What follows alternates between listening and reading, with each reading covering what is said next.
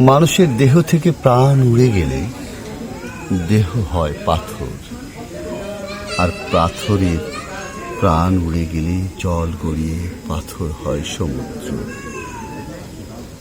জল আর অথই জল, লবণের শিখায় জলে তখন অস্থায়ী আলো। সে আলোয় চাঁদের জ্যোৎস্নারা হয় শঙ্কিত, উৎসুক। পৃথিবীর হৃদয় গহ্বরে তবুও চলে জোয়ার ভাটার খেলা। মানুষ মরে গেলে তারার দেশে চলে যায়, দেহ পাথর হয়ে সমুদ্রে গড়ালেও দেহের আলো মেশে তারার সাথে।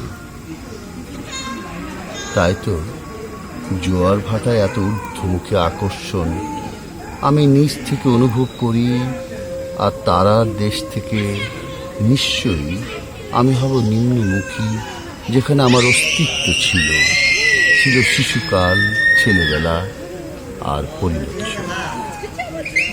আমি নশ্বর না অবিনশ্বর তা সময় বলে দিল। মুখের কথা ফুরলেই কি শেষ হয়ে যায় সব? দেহের প্রাণ পাখি উড়ে গেলেই কি মৃত্যু হয় কারো?